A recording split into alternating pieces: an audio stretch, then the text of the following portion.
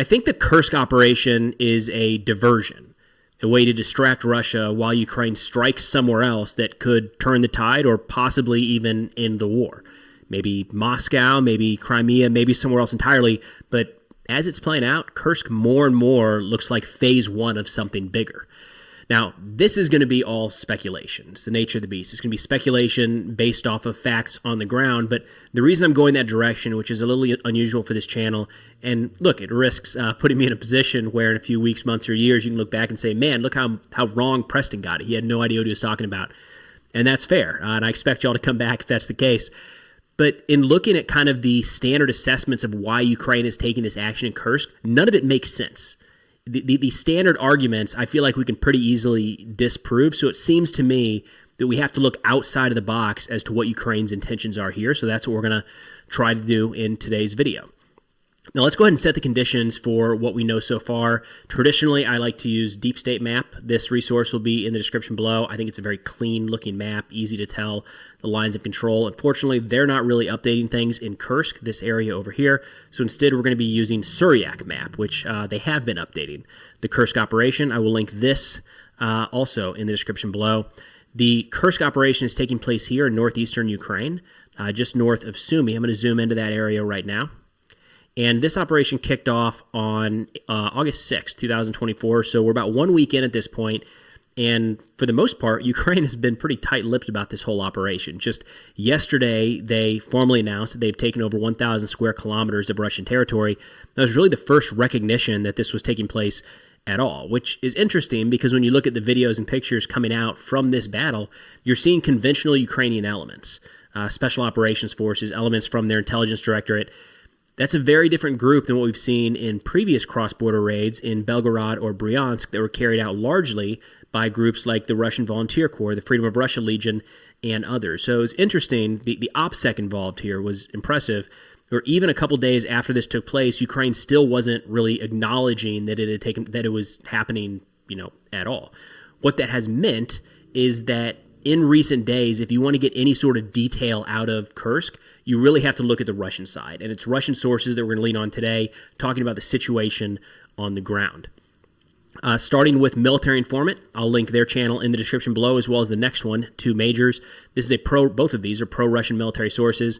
Military Informant says the last 24 hours showed that the enemy has lost the momentum of the offensive north and east of Sudza. I'm going to zoom in on Sudza here on the map. This is an area that's been contested for a couple days now with conflicting reports. Sometimes we hear that Ukraine is in charge of the entire city, other times only portions. Either way, it's certainly at the front line of a lot of this fighting.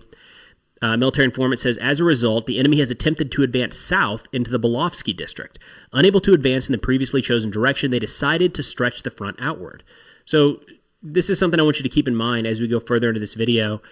What he's saying is that Ukraine advanced until they hit significant Russian opposition and then turned, found another soft spot, and started pushing there. That sounds like they don't have a set objective. That sounds like they don't have a certain area that they're trying to get to or to hold or to fortify. They're just trying to push wherever there's room to push, which is interesting. And again, more on that here shortly. Turning over to Two Majors. He's actually moving outside of the Kursk area. He said yesterday's all-day attacks on the Kolotivka checkpoint in the Belgorod section of the border, which is down here, this border checkpoint, he said, showed the enemy's aspirations in this direction. Regardless of losses, the enemy climbed all day, breaking teeth on border guards and the Russian armed forces. The enemy's presence also recorded near the Bryansk section of the border. So back out here, you've got this border crossing in Belgorod that Two Majors and a couple other Russian sources were saying was under attack briefly yesterday. You, of course, have the major Kursk operation, 1,000 square kilometers of territory now under Ukrainian control.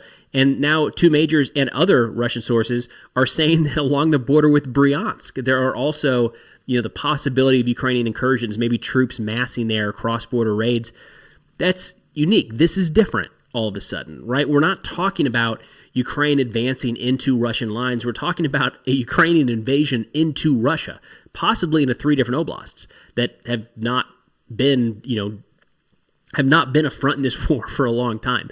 So in turn, when we're looking at what Ukraine's objective is here, this is new. This is new territory. I don't think we can look back historically at what has happened in the past as a good indicator of what they're trying to achieve. Now, looking at some of these sources that I very much trust, respect, and rely on, one of the major ones here that I think laid out a really good example, or a really good kind of step-by-step of Ukraine's options, is Mick Ryan, a retired Australian general who's been heavily involved in tracking and commenting on this war. And he put together an article that I'll link in the description below here as well, where he laid out essentially 3 options for Ukraine from their current position in Kursk. He says Ukraine can hold, try to fortify that territory. They can partially pull back, essentially move back to a more defensible position, but still inside of Russian territory, or totally pull out. And he kind of walks through the pros and cons of each one of those and what they could achieve. But in each scenario, he talks about essentially 3 different goals that Ukraine might be trying to accomplish here. And those are, and I've seen them repeated by multiple analysts in this space, the humiliation of Vladimir Putin, a better position for Ukraine at the negotiating table, and the reallocation of Russian forces from the Donbass. Now, again, I think what we're doing when looking at this Kursk operation in that sense is kind of relying on historical events. And those 3 things very well may have been realistic at the start of the war, maybe the first few months of the war, but not anymore.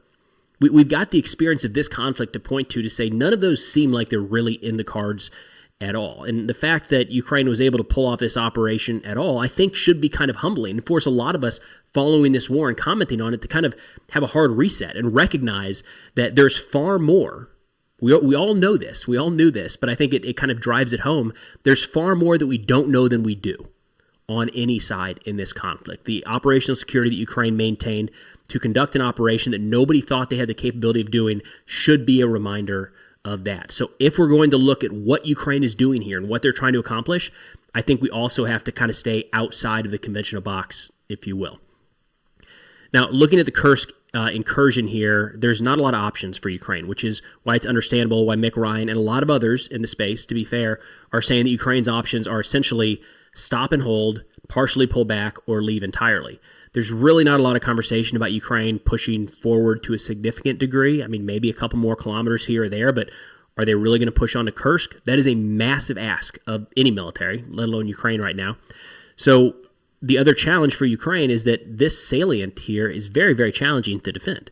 This is not a Ukraine issue. It's a military issue. They're susceptible on 3 sides at this point. Russia has the advantage in manpower, firepower, air power, munitions, everything. And this is inside of Russian territory. We have to understand that if Russia chose to, they could reallocate enough forces to crush this salient.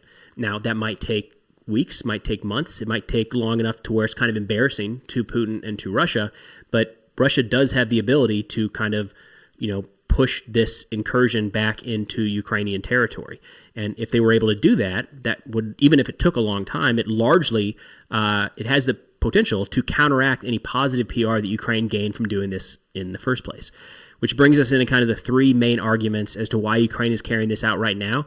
And I'm going to push back on why each one of those don't seem viable and kind of wrap up with what I think might possibly be in the cards here. So the first one is the humiliation of Vladimir Putin. And we've seen this throughout the war. Like, this is nothing new. We have drone strikes in Moscow. Remember those? And they're still ongoing. We have Ukraine striking the Kerch Bridge, the Wagner March on Moscow. That wasn't really Ukraine, but it was humiliating for Putin. We have Ukraine taking back Kharkiv in 2022 when Russian forces were fleeing their positions, running away as Ukraine advanced. That same year, Russia had to withdraw from Kherson, territory that they now claim as their own. They were forced to withdraw. And we have multiple border incursions by Ukrainian elements in Bryansk and Belgorod. The list goes on. And through all of these, nothing has really changed Putin's stance. I mean, there are little cases where he, increased the airstrikes or something along those lines, but his long-term plans for Ukraine haven't changed at all. The outlook of the war haven't really changed at all. So technically, and to go back to the map here, you could argue that now holding Russian territory is different and it could change. But in that case, Ukraine is hoping for a reaction that they haven't had at any point so far in this war. In fact, as of now, it looks like Putin's only reaction is the suspicion right now that he's going to launch some large air missile and drone strike against Ukraine in the coming days. So it's a big gamble for Ukraine to take this territory with the assumption that for the first time in this war, Putin is going to be so humiliated that something actually changes and the war takes a different course. It's hard to see that as playing out. The second one here is for a better position at the negotiating table. And I would just say, when have negotiations been on the table at all? There's no indications that those are coming anytime soon. In fact, Putin just doubled down, saying that they're no longer going to be talking with Ukraine. And there really haven't been any good faith negotiations or discussions for quite a while between these two countries. So assuming that grabbing more territory, albeit 1,000 square kilometers, is going to be enough not just to get Putin to the negotiating table, but to come in on Ukrainian terms, again, I feel like that's sort of wishful thinking. That's changing a lot. It's a big, big gamble for something that's entirely unclear. And if you're Putin, think about this. What are you going to cede for a couple kilometers along the border? Are you really going to give back Crimea and the Donbass?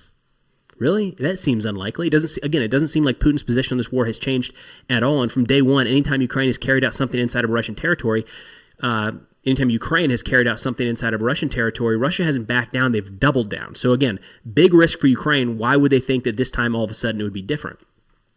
Now, the big one here that I think makes the most sense, but still, if you dig in just a little bit, it kind of falls apart, is the idea that this could be designed to reallocate Russian forces specifically from the Donbass. Now, in the very short term, this could kind of ease the strain on the Ukrainian defenses, but in the last week, Russia hasn't really stopped advancing, and in some cases, a move in here near Pokrovsk, they've accelerated their offensive here since Ukraine pushed into Kursk. So it doesn't look like Russia has stopped anywhere, and in some cases, they're still moving forward even faster. Now, the argument for moving troops away from the Donbass is that for the last few months, Russia has kind of slowly but surely been advancing in multiple directions. So by pushing troops into Kursk, it's possible that Russia would say, hey, Putin and the Ministry of Defense would say, hey, we can't have Ukrainian forces on our territory. We need to pull some of our military forces from the occupied territories fighting along the front to go push them out. But even if they did, what exactly does that do for Ukraine, right? And this is where I think it's important to kind of double click into this a little bit. If they just pull a few troops off and it slows the Russian advance for a few weeks, what good is that, right? This war is set to go on for months, if not years. So what does a couple weeks of a reprieve really do? Not a lot. And then you could argue that maybe they're trying to pull these forces off the front so Ukraine can kick off an offensive somewhere, maybe try to sever this land bridge like they did last summer, pushing towards Melitopol or Bryansk, or Melitopol.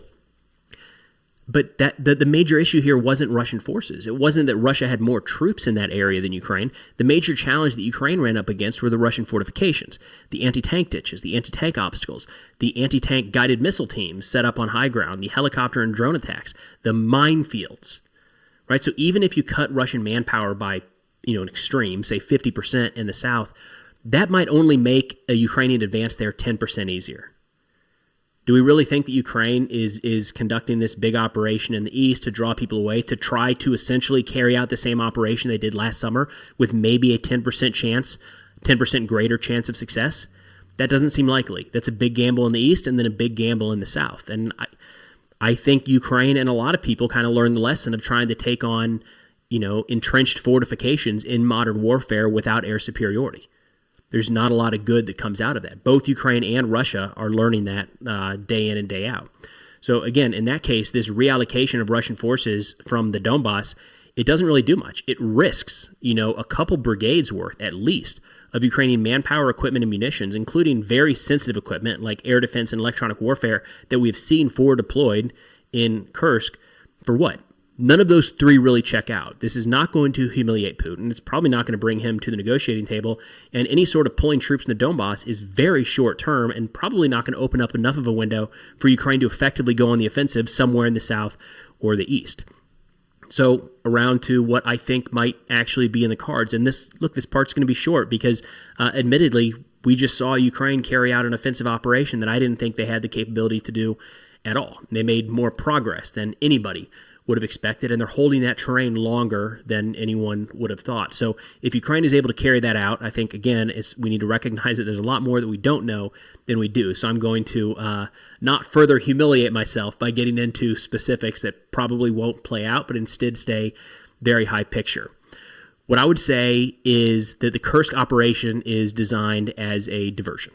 So rather than any sort of unified command structure, what we're seeing in the Ukrainian forces there is a variety of units pulled from all over Ukraine. Some were in reserve, some recently stood up, some holding the front in certain areas, and they were pushed together into Russian territory very quickly.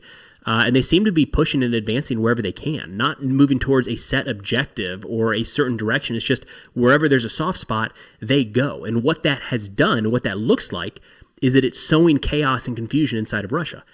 And that's working. So Russian media is all spun up, and Putin has labeled this as a counterterrorism operation, announced the person to lead it, and for days there have been reports of more and more Russian resources flowing into the region to try to stop the Ukrainians. So right now, amidst this chaos and confusion and Russia trying to figure out how to resolve this issue without ceding territory in Ukraine, I think now is the time that Ukraine is probably going to be looking at doing something that is more valuable to Russia than a few kilometers, even 1,000 square kilometers in Kursk. And to that, I would say watch Moscow and watch Crimea.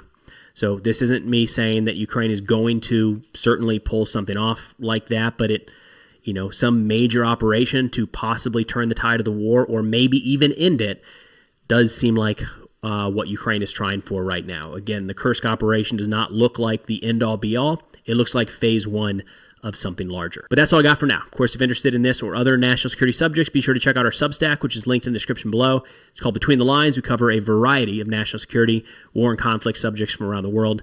But thanks for watching, and I'll see you all next time.